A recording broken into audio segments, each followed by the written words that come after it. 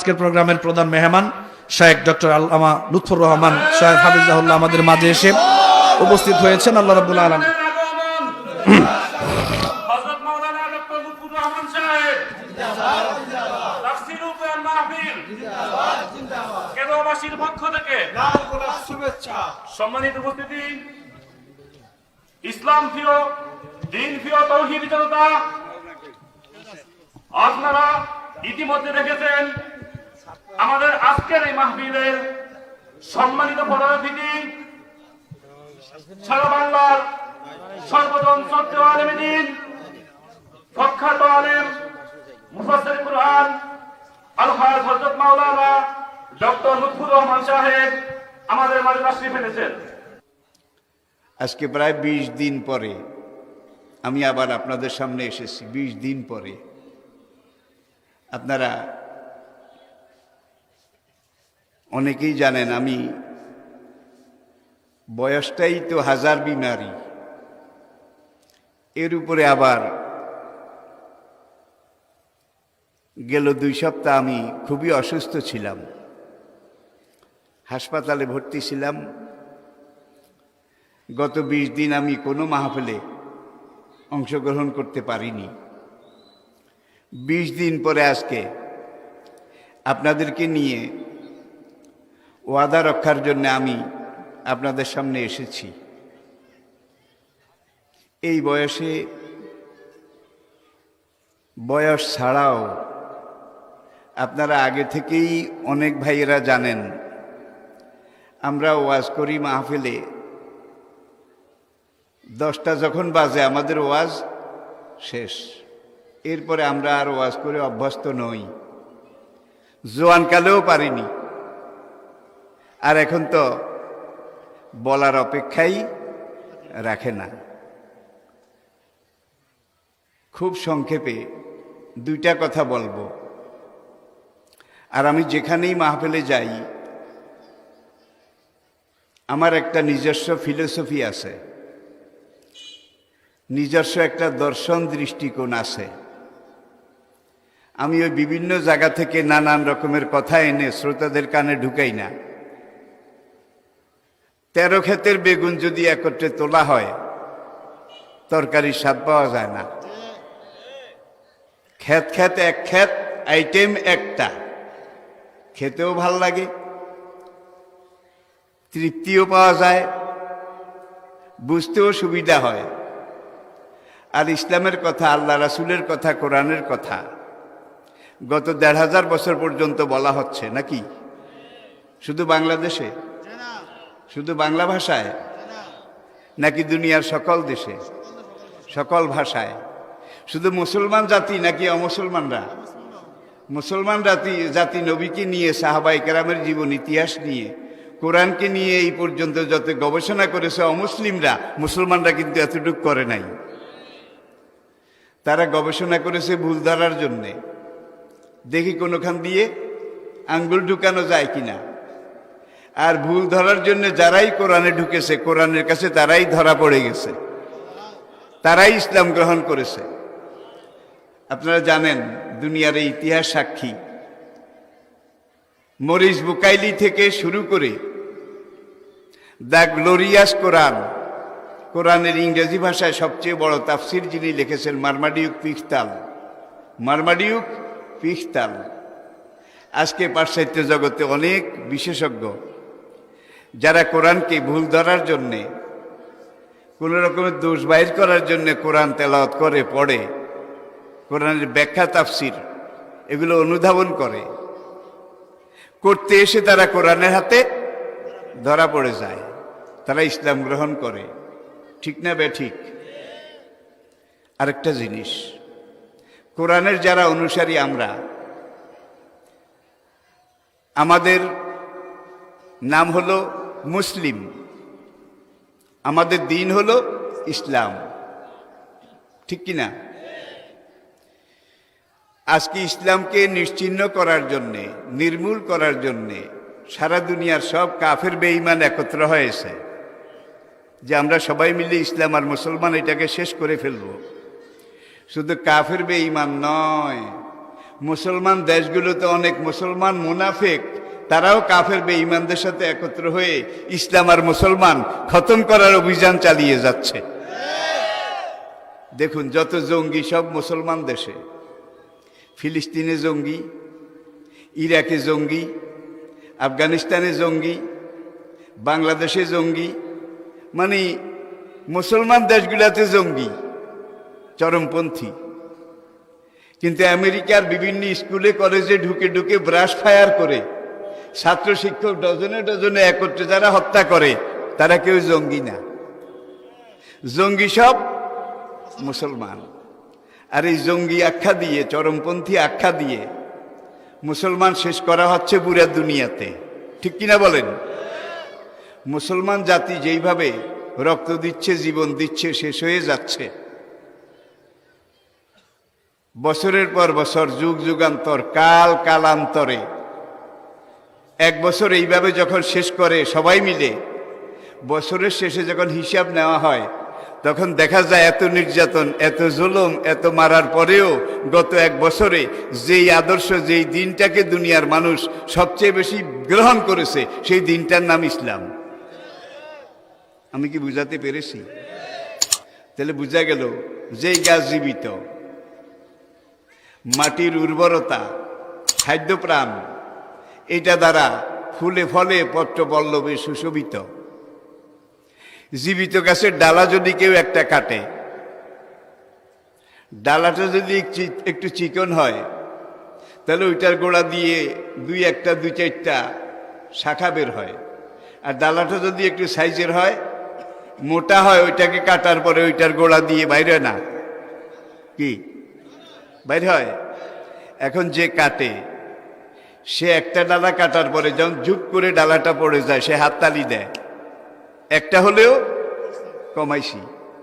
গাছের মালিক বলে বেশি লাফাস নে, হাততালি দিস নে, যেটা কেটেছিস এটার গোড়া দিয়ে অন্তত 10টা নতুন ডালা বের করার দায়িত্ব আমি মালিক আমার হাতে নিয়েছি।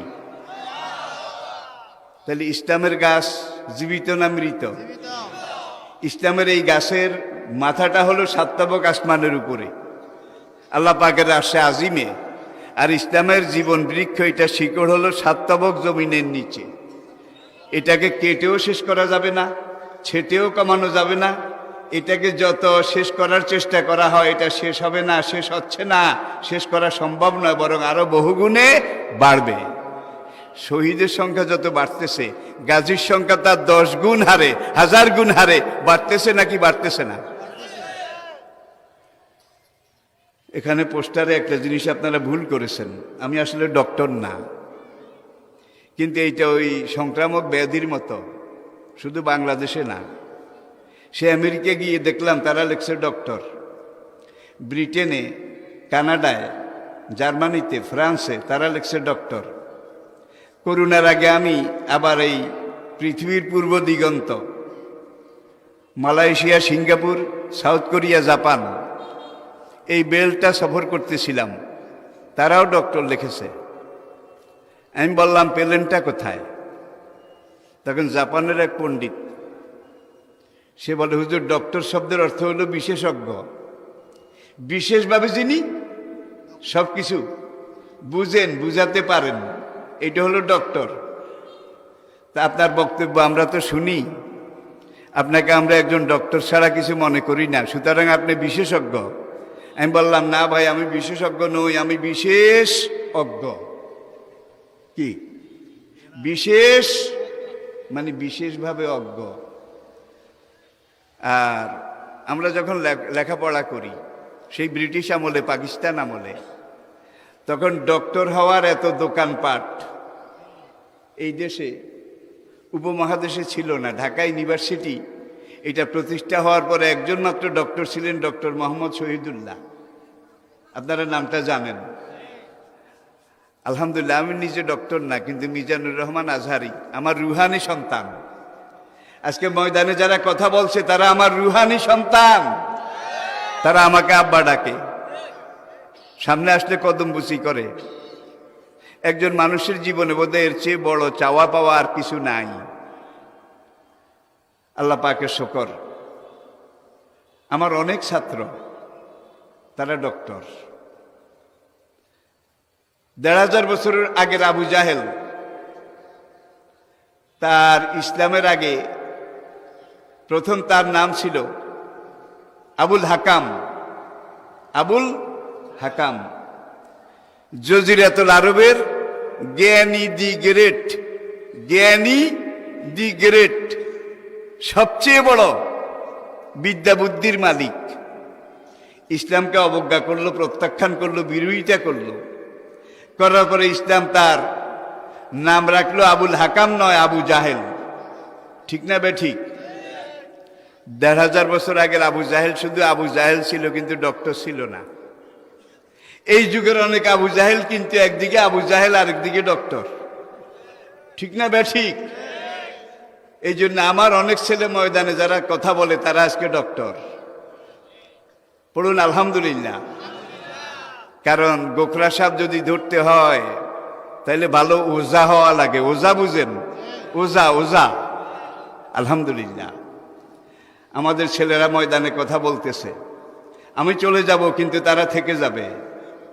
এটা এমন এক জীবন বৃক্ষ, এটাকে নির্মূল করা ফেরাউনের যুগে সম্ভব হয়নি, নমরুদের যুগে সম্ভব হয়নি, সাদ্দাদের যুগে সম্ভব কোন যুগে বোধ হয়েছে? জোরে বলেন। বরং এই ইসলাম আদম আলাইহিসসালাম থেকে আজ পর্যন্ত দেখুন, আদম আলাইহিসসালামের কালেমা ছিল লা ইলাহা ইল্লাল্লাহু আদম সফিউল্লাহ। আদম আলাইহিসসালামের ১০ম প্রজন্ম, 10th জেনারেশন, ১০ম প্রজন্ম নূহ আলাইহিসসালাম, যেই নবীর জামানায় প্রথম আল্লাহ পাইকারি অপারেশন করেছিলেন। যারা ইমানদার তাদেরকে আল্লাহ নৌকায় তুলে রক্ষা করেছিলেন, বেঈমান সব কুল্লু খালাস। কুল্লু বোধহয় ২-১টা আসিল, একটাও না, অর্ধেকও না, চাইরানি একানিও না, সব শেষ। এই নূহ আলাইহিস সালামের পর থেকে কাল পরম্পরায় আল্লাহ পাক যুগে যুগে পাইকারি অপারেশন করেছেন। যখনই সীমা লঙ্ঘন করেছে, যখনই আল্লাহ আল্লাহ রাসূলের বিরোধিতা করেছে, ফাফাসাকু ফিহা ফাহাক্কা আলাইহাল কাউলু ফাদাম্মারনাহা তাদমীরা। কোরআনের দাম্মারনাহা তাদমীরা শব্দটা কিন্তু সাংঘাতিক নয়, সাড়ে সাংঘাতিক। সাংঘাতিক নয়, সাড়ে সাংঘাতিক। তাদেরকে মারিনি, শুধু চূর্ণ বিচূর্ণ, একাকার মেচাকার, ধুনিত বিধুনিত করে দিয়েছি, মাটির সাথে মিশিয়ে ফেলেছি। ফেলে নাই বোধ হয়। ক্ষমতার জোরে যদি চিরদিন ক্ষমতায় থাকা যেত, ফেরাউনের ক্ষমতা যেত না। নমরুদের ক্ষমতা, সাদ্দাদের ক্ষমতা। ফেরাউন নমরুদকে বলেছিল আনা রাব্বুকুমুল, আই এম ইউর রব দি great, I am your creator the great.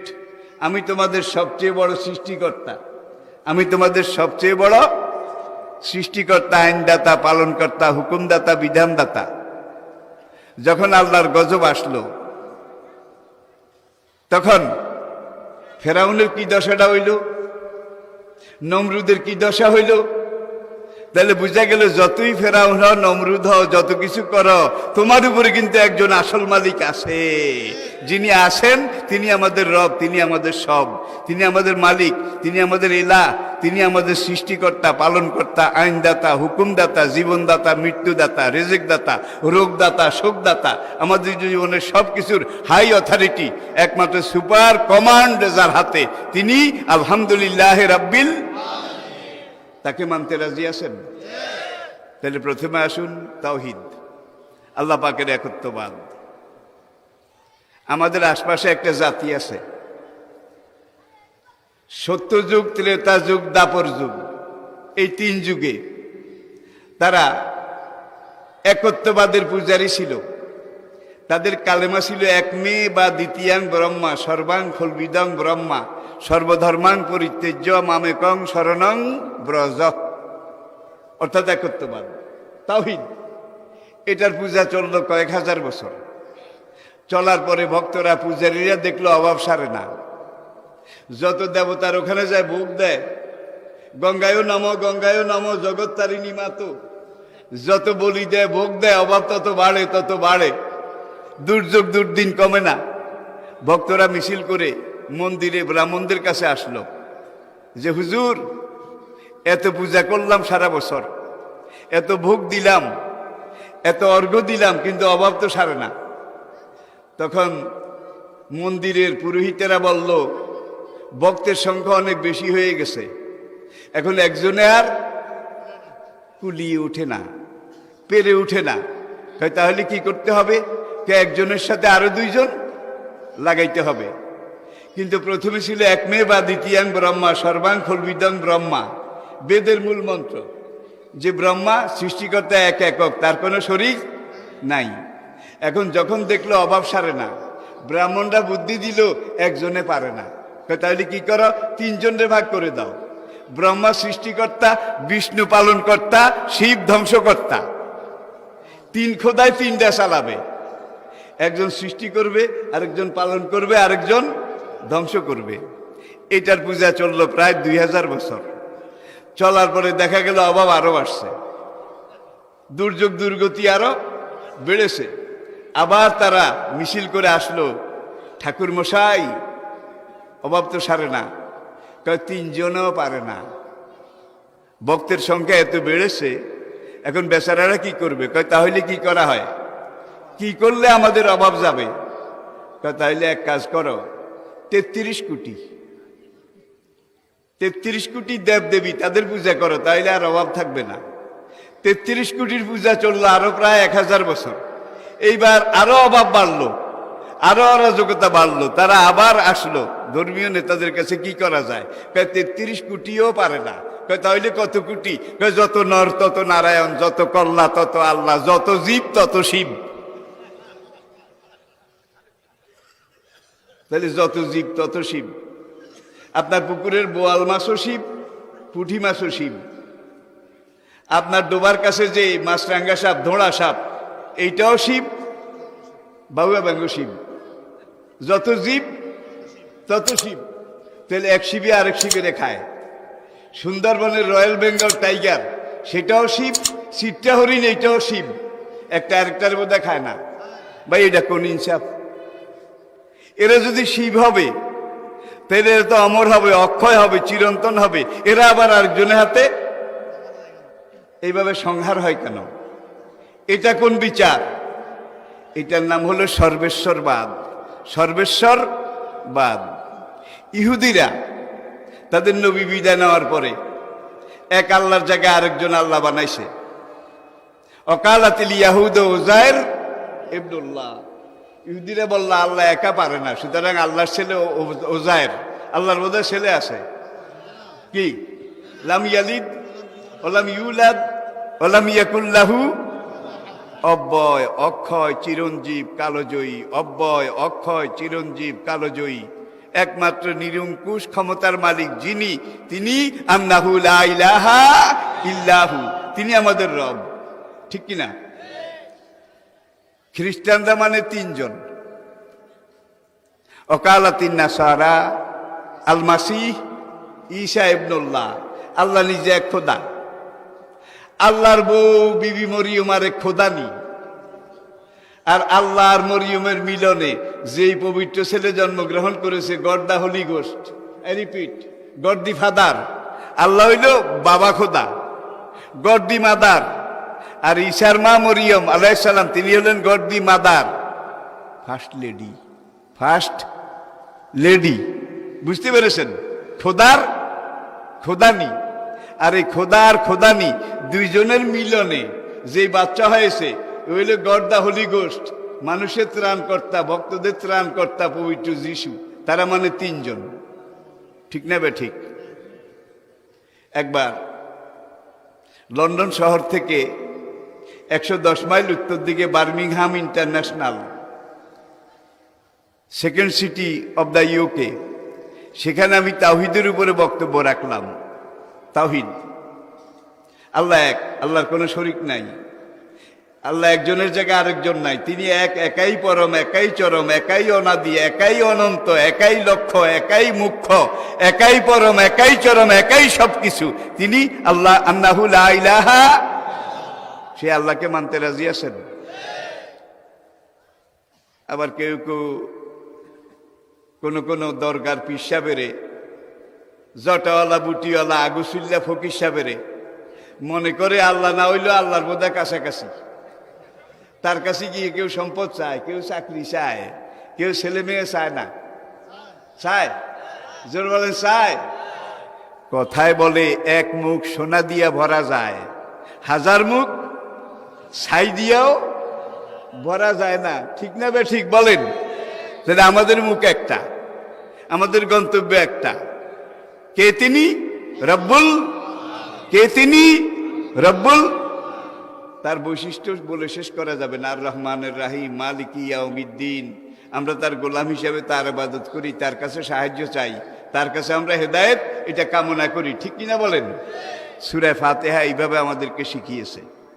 এরপর আসেন লাম ইয়ালিদ ওয়া লাম ইউলাদ ওয়া লাম ইয়াকুল লাহু। তিনি কারো বাবা নন, তিনি কারো পুত্রও নন, তিনি জনকও নন, জাতকও নন। ওয়া লাম ইয়াকুল লাহু কুফু। কুফু বুঝেন?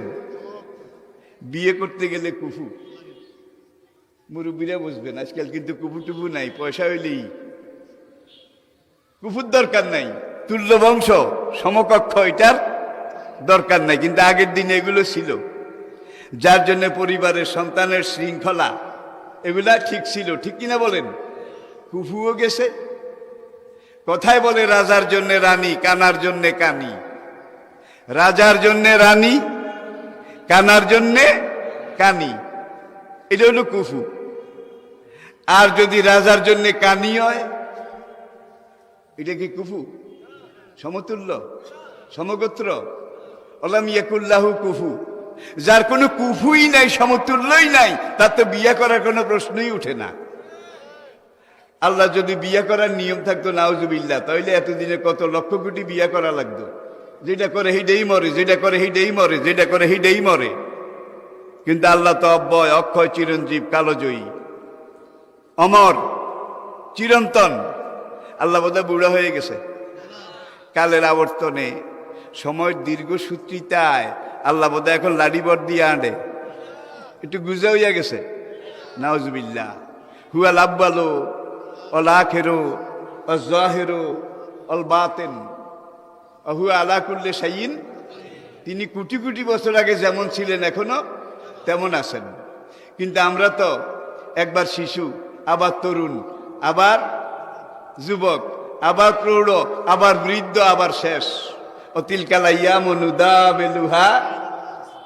কালচক্রে আমরা বাঁধা। কিন্তু আল্লাহ যেই মহাজগতের বাসিন্দা, সেখানে এই কালচক্র নাই, কালের আবর্তন বিবর্তন নাই। সেখানে অতীত এইটাও নাই, ভবিষ্যৎ এইটাও নাই। সেখানে সবটাই বর্তমান, সবটাই প্রেজেন্ট, সবটাই বর্তমান কাল।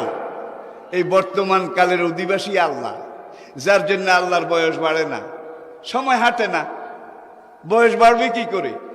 নবীজি মেরাজে গেছেন, সেখানকার সফরের সফরনামা হিসাব করলে 27 বছর। ঠিক কিনা বলেন? ইতিহাস আপনারা জানেন। ফিরে এসে দেখেন যে এই যে একটু আগে উম্মেহানির, বাবে উম্মেহামির এখানে উজু করেছেন, উজুর পানি এখনো শুকায়নি, দরজার কড়া এখনো নড়ে। তাহলে বোঝা গেল 1 সেকেন্ডও যায় নাই। তাইলে যখন নবী এখান থেকে রওনা করেছেন, আল্লাহ এই দুনিয়ার সময়ের ট্রাফিক এটাকে স্টপ করে দিয়েছেন, সময় থেমে গিয়েছিল। আর নবী সেখানে 27 বছর সফর করে যখন এখানে ফিরে এসেছেন, আল্লাহ আবার এই সময়ের ট্রাফিক এটাকে নীলবাতি জ্বালিয়ে চালু করে দিলেন, যার জন্য মক্কাতে কোনো সময়ই যায় নাই। সময় যদি যাইতো তাহলে উজুর পানি খতম হয়ে যেত, দুয়ারের কড়া নড়তো না। ঠিক কিনা বলেন? আল্লাহ পারে নাকি পারে না? পারে নাকি পারে না? তা আমি তাওহীদের উপরে বার্মিংহাম ইন্টারন্যাশনাল শহরে 45 মিনিট বক্তব্য রাখলাম। তাওহীদ, আল্লাহর একত্ববাদ। এরপরে বিদেশের নিয়ম হলো, যতক্ষণ আপনি বক্তব্য রাখবেন তার অর্ধেক সময় প্রশ্নের উত্তর। শ্রোতাদের প্রশ্ন শুরু হয়ে গেল। এক খ্রিস্টান সাংবাদিক, অনেক প্রশ্নের মধ্যে সে একটা প্রশ্ন আমাকে করলো, অনারেবল মাওলানা, সম্মানিত মাওলানা, আপনার বক্তব্য আমার খুব ভালো লেগেছে, যৌক্তিক, সবগুলো কথা আপনার অনুধাবনযোগ্য। আপনি ঠিক করে আমাকে একটা কথা বলেন, আসলে স্রষ্টা কয়জন? দেখছেন কারবার। আমি বললাম মাই ডিয়ার জেন্টেলম্যান, কয়জন হইলে আপনি খুশি হন? স্রষ্টা কয়জন হইলে আপনি খুশি হন? কেন সেটা পরের কথা, কয়জন? আগে আপনি আমাকে জবাব দেন, আপনাদের গ্রেট ব্রিটেনে প্রধান নির্বাহী রানী কয়জন? কয়েকজন। নাম কি? দ্বিতীয় এলিজাবেথ। এখন আরেকজন রানী যদি হইতো তাহলে ব্রিটেনটা আরো জোরে আরো ভালো চলতো। No no never. আমি বললাম হোয়াই, কেন? দুইজন রানী হইলে কিন্তু কোয়ারল কোয়ারল কোয়ারল, সে 3 বার বলল।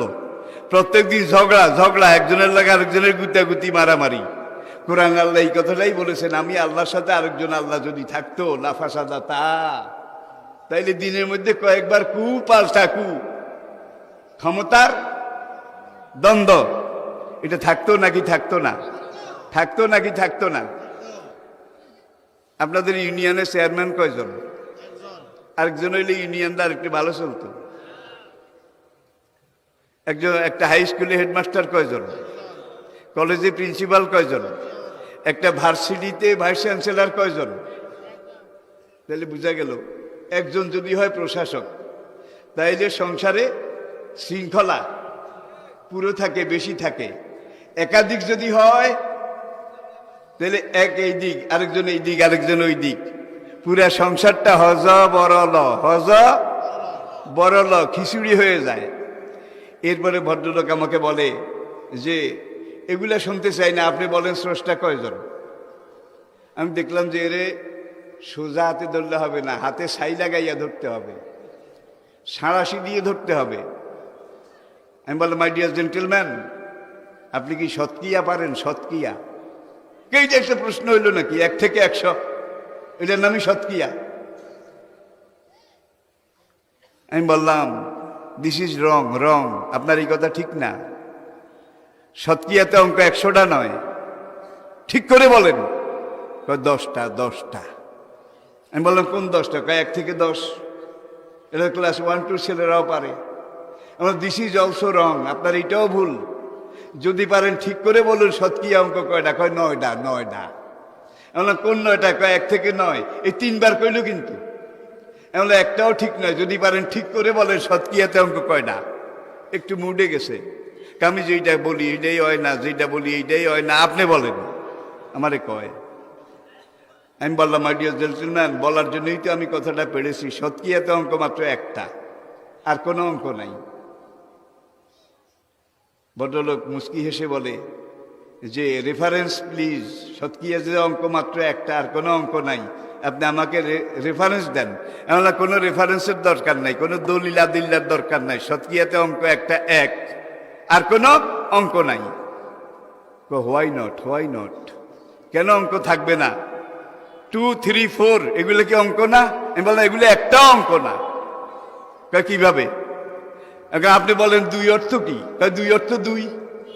আমি বললাম এত সোজা না। 2 অর্থ 1 + 1 = কি? 1 + 1 = ভদ্রলোক একটু চুপ করে বলে আমি বুঝলাম না। আমি বললাম মাই ডিয়ার জেন্টেলম্যান, আপনি আমাকে দয়া করে বলেন 6 অর্থ কি? 6 অর্থ 6। আমি বললাম এত সহজ না, 6 অর্থ 1 6 বার। কি? 1 6 বার লিখে যোগ করলে যোগফল যেটা হবে সেটার নাম কি? 6। আমি বুঝি না। আমি বললাম আমি 1 জানি না, 1 মানিও না, 1 স্বীকারও করি না, আপনি আমার একটা 6 দেন। খাইছে। 6 দিতে হলে কিন্তু কি লাগবে? যার জীবনে 1 নাই তার জীবনে 2 আছে। 1 2 বার করলে তো 2 হবে, 3 বার করলে 3 হবে। একই যে জানে না মানে না, তার জীবনে 2ও নাই, 3ও নাই, 4ও নাই, সব শূন্য, সব শূন্য, সব ফাঁকা। মাওলানা এইভাবে তো আমাকে এর আগে কেউ বুঝায়নি। আলহামদুলিল্লাহ, লোকটা পরে সন্ধ্যা আমার কামরা এসে ইসলাম গ্রহণ করে মুসলমান হয়ে গেছে। হ্যাঁ, সেটা পরের কথা, সেটা পরের কথা।